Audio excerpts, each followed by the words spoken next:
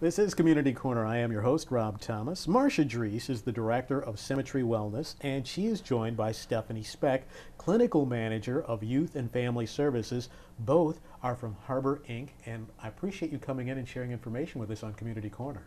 Well, thank you, Rob. It's nice to be here today. You two are going to share information with us on a topic that I found extremely interesting. I had an opportunity to speak with some other representatives from Harbor Inc. About 3 or 4 weeks ago. And after the interview, we were discussing something called mental health first aid. And it sounds intriguing. We all know about first aid when it comes to water safety or being safe in and around your home. But this puts a little bit of a different spin on it, and it's one that's quite unique. You know, a lot of people have probably in their lives taken a first aid class, but oftentimes haven't gotten training specifically on what do I do, you know, if I'm out in the public and I see somebody that appears to be having some kind of mental health issue or is in crisis. And, you know, certainly with events of late in the media, you know, it comes to people's mind, you know, is there something we could do, should do in those moments? So mental health first aid was actually started to help equip the average layperson to respond in the event of a mental health crisis or if somebody's having a mental health issue. And it actually started in Australia and made its way to the United States. And Stephanie and I were trained a year ago to instruct the program. And, you know, it has application for a lot of different audiences. What was the reason for Australia being the lead on this?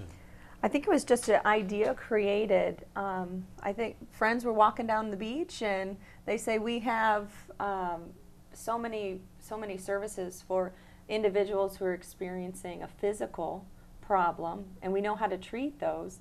But here 1 in 4 individuals are dealing with a mental health problem, and we don't know what to do. And so their ideas started generating and creating this program. It's a 12-hour course, and they started creating this program to help equip people to handle mental health and mental health crises. And one of the neat things about this is the fact that the two of you can also now do that in our community. You can share your information, your knowledge, and you can help other people learn more about mental health first aid. Exactly. And so local law enforcement, teachers, nurses, you know, social workers and counselors like ourselves, whole variety of audiences. You know, really anybody that interfaces with the public or maybe experiencing some challenges within their own family or their caregiving roles. Right. You know. Well, before we go to, for instance, if we talk about things that have been in the news recently, I'm sure everyone would like to know what we could do to prevent things like that. But we're talking, I think, what I'd like to focus on is just your everyday, when you're walking down the street and you encounter someone, you're not sure whether or not they're talking on a cell phone or if, what do you do in situations like that? Is there that possibility that they could harm themselves? Certainly you don't want to be harmed. What do you do? What are some of the steps? And I don't want you to give us the entire course, because certainly we want people to give you a call and participate in it, because they'll learn much more than what we can do in this short 26 minutes. Right, and you never know. I think what speaks to that is you don't know if someone's experiencing a severe crisis or if they're all the way on the other end of the spectrum experiencing just some sadness. And so, but as a mental health first aider is what we call a certified person who's gone through the program. As a mental health first aider, you will be equipped to deal with anyone on that spectrum, whether it's someone who may be talking to themselves on the street, or a family member or a coworker who's experiencing just, you know, some sadness that seems a little bit out of the ordinary. We can have a person who's unemployed and they're just at a point where they're low, and you want to make sure that they're safe though as well. What do you do? We take them through 5 steps, and every individual that comes into our course learns 5 steps. So they understand how to assess for risk, which includes suicide or self-harm. They learn how, in practice, to listen non-judgmentally, give reassurance and proper information, give help of professionals, of correct professionals to link this person to, and then help them develop some support strategies, some self-help support strategies for themselves, for that person, and to work together with that person, because sometimes people don't seek help. And I think the other part is we try to heighten people's awareness of what even constitutes a mental health issue, because there's a lot of myths, there's even some misperceptions that go on, you know, kind of in reference, Rob, to your example of if you see somebody in the community, you know, we may see someone, as you mentioned, Stephanie, talking to himself, and we may have all kinds of thoughts about what that's about. And, you know, sometimes people have a fear that this person could be dangerous, you know, you don't talk to those people. Or they may avoid them because they don't want to have them go off on them or whatever. When in reality, you know, we walk people through in the program what the different mental health issues, what the outward symptoms may be, and how you would effectively talk to them or help them cope, really. Right, right. When we talk about first aid too, you know, making sure you're able to resuscitate a person, you know, you learn that. You learn how to give the proper pressure and pump the heart to keep blood flowing if the person is unconscious or something like that. But you don't have anything that helps you when it comes to mental health. Now we do.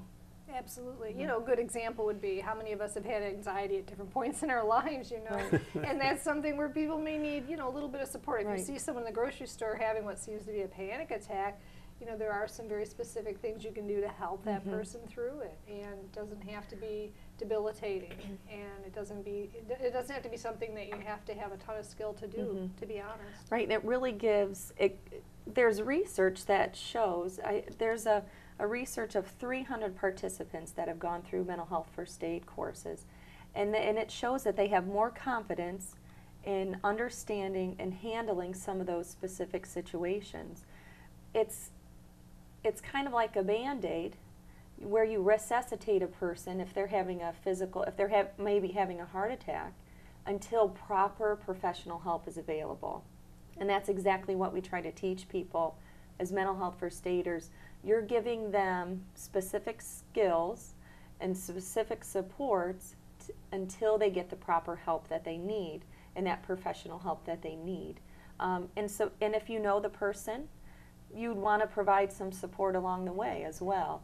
And you have a better understanding of why you're providing that ongoing support versus, you know, you just need to pull up your bootstraps and get it together. Yeah, that doesn't work. Right, right. And we teach you why that doesn't work. We teach you the symptoms and the risks that that are involved in depression, anxiety, substance use, psychosis, and we even address eating disorders. And so we go through those 5 diagnoses to teach you what exactly is going on and how you can be helpful. Is there a next step after that, after diagnosing those, going through those 5 areas that you mentioned? We break down by the area that we're covering specific action steps for those areas. So for instance, with depression, there may be certain things that people are taught to do using the action plan that Stephanie mentioned, and completely different, you know, with anxiety. Right. So it really just gives people, and again, we're not equipping them to become counselors or, you know, medical professionals. It's just, again, as you said, kind of like the Good Samaritan who comes up on an accident. They may do something until the EMTs, you know, arrive, and then they step aside. So in this case, it's trying to get people to the right help until they can get to them and stabilize. Yeah, participants get a list of resources. I mean, it's specific for Lucas County because that's where Marsha and I are coming from, and that's where we know the majority of the information. So participants get quite a few papers and information sheets on the different resources, and then they also get to take home a manual that describes all the things that we work on and talk about. Because we're doing role plays, we're doing activities. It's not 12 hours of sitting, listening to lecture. We're really actively participating in really getting into those different types of symptoms and looking at what your own stigma may be in regards to mental health issues. So you're also learning a lot about yourself, and understanding where you're coming from when you're approaching a person, which I think is, you know, Marsha and Eve and I experienced some of those same stigma busters, I guess would be a great way to describe it, when we went through our week-long course, and understanding a little bit more about mental health and the kinds of words we use to describe mental health. And it gives you a really good perspective on your thoughts and biases and bias when it comes to mental health. What would be an example of that most of us in the community would probably, a stigma that we would have that as a majority? Yeah. One thing just specific for me, and being within the professional world, and we have to use different types of language to describe different types of things. Well, there's this word called comorbid, which means two diagnoses, two mental health issues are happening at the same time. Well, when you hear the word morbid, I think of death or something horrible and terrible. And that was kind of in my repertoire of language and handling different, writing different documents and describing different things. But here, this word co-occurring, that they're happening and occurring at the same time, is just as effective, and it takes out that negative connotation in regards to mental health. So the word morbid was what the focus was as to the definition that we think of when we think morbid, but that's not what it meant. Correct. And I don't think anyone intended for comorbid to describe things like that, for it to mean death or something terrible. Mm-hmm. But as you really get to think about your own your own bias that you may have, co-occurring is just as appropriate, and it takes away that stigma, which is which is one of our goals. Each of us approaches a situation with the experience and knowledge that we have, and that affects how we interact or react with the person that we're approached by, or when it comes to the mental health first aid. Yeah, I think part of the premise of mental health first aid is, we tend to shy away from what we don't understand. And mental health may be one of those areas in life where we don't really get what may be going on with a person. We may want to avoid that. And what we're trying to encourage people to do is, you don't necessarily need to avoid, you just need to have some understanding. And quite honestly, a lot of times people just need someone to listen to them. If they're in a crisis state, they may not need you to say or do a whole lot other than to be present and really listen and be someone who's showing some caring, So, obviously we're trained as counselors and social workers, so this is our profession, this is what we do. Right, but, right. People may open up more naturally to someone who's not in our profession. Think about, hairstylists or bartenders or whomever. People will tell their life story to these individuals. So it's nice to have some tips on how to maybe actually offer some practical help. Is there a way for us in the lay people in the general community to know when we would need to have that mental health evaluation of our own? I mean, sometimes you can go through experiences and not necessarily know when or what you need. As you said earlier, sometimes there are people they don't realize they need help.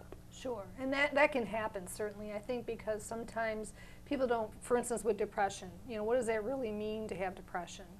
And, clinically there's a lot of different ways that can play out, but if you break it down to, how is this affecting my life? How is it affecting how I function in terms of my relationships, my work, my health? If it's impacting any of those areas of a person's life, then it may be a sign that, maybe I should talk to someone about this. Sometimes people start with their doctor, although interestingly with that, Rob, they don't always report the mental health symptoms. They'll report the physical. I'm not sleeping, I'm irritable, and so the doctor needs to be tuned in to say, wow, let's rule out some possible medical issues, but let's also look at the possibility of depression or anxiety that could be feeding into this. So, if people would like to learn more about mental health first aid, if they'd like to take a course, how many hours is it? A 6-hour course? Well, I'm sorry? It would be a 6-hour course within 2 days, so a total of 12 hours. And sometimes that, depending on a group, if there's a certain group that they would want Marsha and I to come out and take them through this course, we can tailor it to a specific group and spread it out between 2 to 3 days. So we're really flexible in working with whoever wants to become a mental health first aider. That is Stephanie Speck, and she's joined by Marsha Drees. They are from Harbor Incorporated, Harbor Inc., and sharing with us information about mental health first aid. And it's really a fascinating topic, and the first time I heard about it, maybe a month or so ago. Now, how long has it been? You said this came from Australia, and about a year ago, or? Actually, in the early 2000s, I believe they developed it, and it's now in over 14 countries throughout the world, and so it's more recent years come to the United States. Do we know how other cities or other parts of the country are doing? Are there other places that have adopted in the United States mental health first aid, and what have they said about it? Absolutely. I mean, Mental Health First Aid USA, their goal is obviously to have this in with all the states within our union.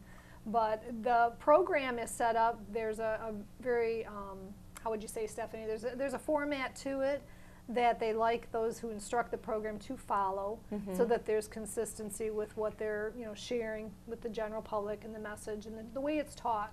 So there is consistency. So you could go to any state within the union, and presumably you would have the same material, the same content that's being taught. And I think as the numbers are growing, but as the statistic that I know is 40,000 instructors are in the United States. And so it is pretty interesting. Hong Kong has it, South Africa, Thailand, Cambodia, Canada. So it really is spreading because the mental health first aid is such an important topic to discuss, because it's 1 in 4 individuals experience a mental health problem. Is there because of the countries that just being around global, international, is there a Western perception of mental health that's different from other parts of the world? Is that something you can address? My thoughts are it could be. I don't know all of the statistics.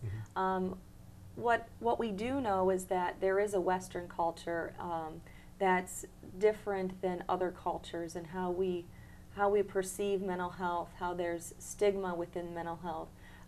Sometimes it can be a very isolating thing, and individuals don't know what to do when someone's experiencing a mental health problem, and so they tend to leave that person alone to deal with it.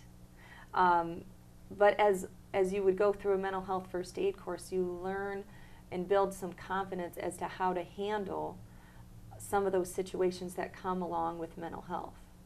Being in the health profession, this may not have been one of those types of questions that affected you as great, but was there something that when you were finished with the course you said, wow, now there was something I had no idea, just a revelation that may have touched you? I mean, I'm certain that if I took the course, there'd probably be 3 or 4 things that go, wow, I never knew that. I've really gained some valuable information here. What was the piece that you learned that you walked away with and said, wow, that's... I think, and you just said it, Stephanie, I think when you just think about the statistic that 1 in 4 adults in a given year in America will experience a mental health issue, that really spoke to me. Obviously, I've worked in community mental health my entire career, so I'm aware, of the problems people can present with, but to really think about just how pervasive, I mean, basically 25%. Yeah, 50 million, Americans in the United States may be going through these issues.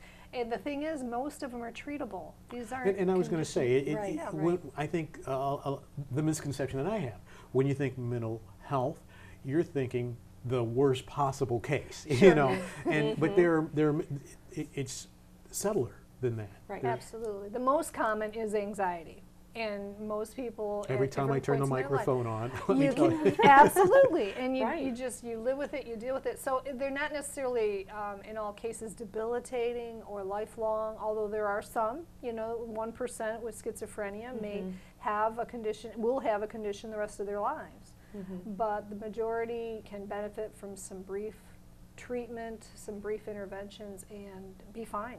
And that, I think that kind of goes right along with one of the things I was most impressed with, or I was like, I had an aha moment. I didn't realize within that 1% of individuals who experience psychosis, that's broken up in thirds. And I think this is my favorite thing to teach, is that the first third of individuals experience a psychosis, and we will teach you more about what that means, one time in their life, and they never experience that again. So to get that support and care from someone who understands what they are going through, and they can get that support and treatment, they may never experience that symptom in their life again. And some, the second, third, may experience it periodically. And then the last third is more of our chronic individuals who tend to have difficulties, like Marsha said earlier. You really know if there's an issue when they have real extreme issues with relationships, keeping work. These might be some of the individuals walking around the streets who aren't talking on a cell phone. But that was my aha moment, that some on that last end of psychosis, that only 1/3 of that group experiences it one time. But we have such fear when someone's going through those types of symptoms. You hear the word crazy, which holds a lot of stigma. And then through the mental health first aid course, we try to break that stigma with more understanding on how to handle someone who's going through a crisis, even with psychosis. Creating understanding, creating awareness. Yes. Right. It's called Mental Health First Aid. Marsha Drees and Stephanie Speck, now the two of you have taken the course, and now you're qualified to teach it as well. Who is eligible to take the course? How do they reach you if they would like to set up something? And is it individual or is it groups? Is it both? The particular course we teach, and we should also add that we both have, between us we have 35 years mental health experience, so we are counselors and social workers. But in terms of the folks that would come to the class that we teach, it could be any background. We've had a fair amount of people that come because they have a family member who they are in care of, and they want to have some practical ways to help them. We've taught nurses who work in medical offices and want to know what to do with particular patients. We've had medical doctors, pediatricians, and we're trying to also talk to civic leaders, because we really believe that if our community embraced this, then we could collectively reach that many more people. We're very good at what we do, but there are only so many mental health professionals, and we need other eyes and ears out there in the community to help reach these people who may be struggling and needing help. Right. And is there and it's I love your title, Marsha, as Director of Symmetry Wellness. It sounds like you're to balance. Yes. We have that physical need to be well, but we also have the mental need to be well. Absolutely. And at the Y, the spiritual. Absolutely, the whole Right. person. It's interesting, John Harris is a guru in the wellness field who's contributed a lot to our community, and he has done some research and talks about mental well-being drives physical. And if you think about it, often it can go undetected, but it really does affect the whole being. So there very much is, and with Mental Health First Aid, we're just trying to balance that out. We've got the physical first aid that's been going on for a long time, Right. but we need the other piece, the mental health first aid, to balance that out so people can understand the whole person.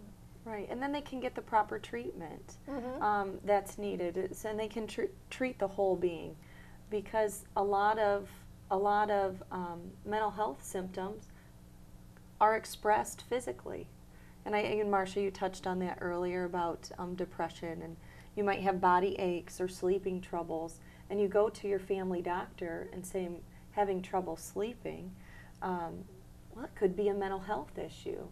And to being able to look at that whole picture, I think is so important. Is there a web address, telephone number that people can reach Harbor Inc.? Yes, if people are interested, it would be basically www.harbor.org. So that's www.harbor.org. Or our phone number is 419-475-4449. That's 419-475-4449. That's Marsha Drees and Stephanie Speck, both from Harbor Inc., talking with us about mental health first aid. Thank you for joining us. Thank on you. Community Thank you. Corner. Thank